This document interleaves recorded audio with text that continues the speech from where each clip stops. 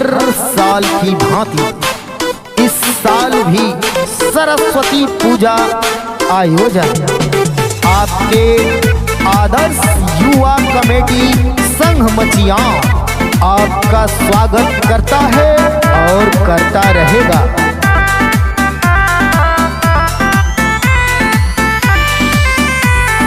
सरस्वती मैया के महिमा महान, पूजे लगाओ घर पूजे संसार।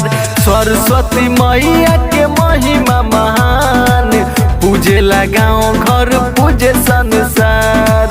सबका पर बरसावेली, सबका पर बरसावेली, बीड़ा वाली माई कद उपकार। सरस्वती मैया के महिमा महान, पूजे लगाओ घर पूजे संसार। हंस वाली मैया के महिमा महान, पूजे लगाओ घर पूजे संसार।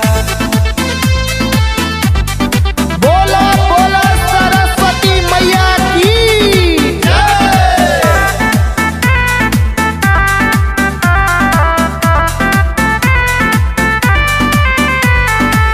सूर के हई सजैया, बीड़ा के हो बजवैया, इन्हीं के कृपा से गावे दुनिया के हो गवैया।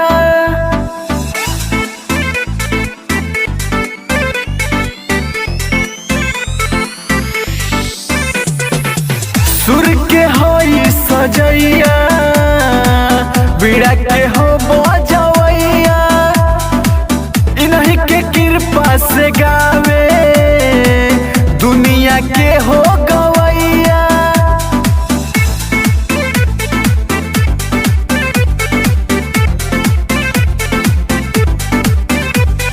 सबका पर है लाइन के ध्यान, पूजे लगाओ घर पूजे संसार। सरस्वती मैया के महिमा महान, पूजे लगाओ घर पूजे संसार।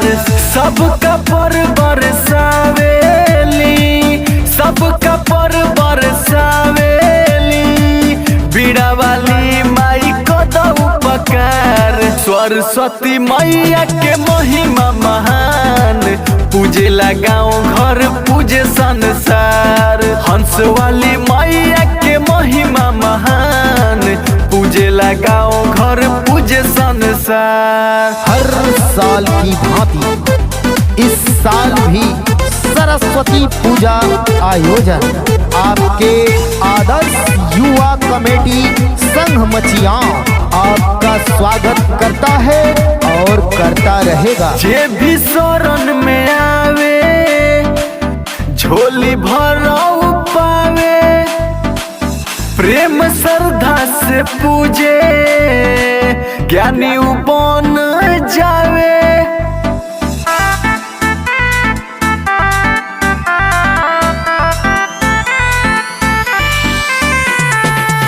जे भी शरण में आवे, झोली भराऊ पावे, प्रेम श्रद्धा से पूजे, ज्ञानी बनो जावे।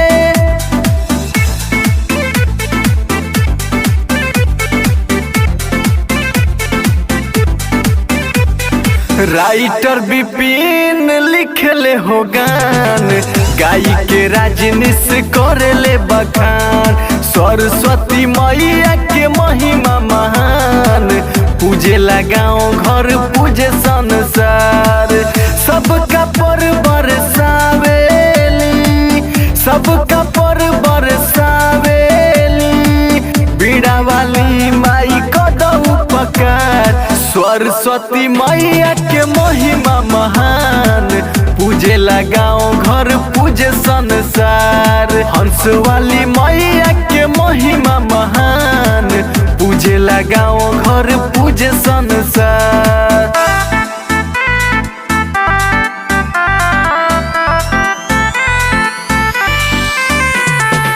सरस्वती मैया के महिमा महान, पूजे लगाओ घर पूजे संसार।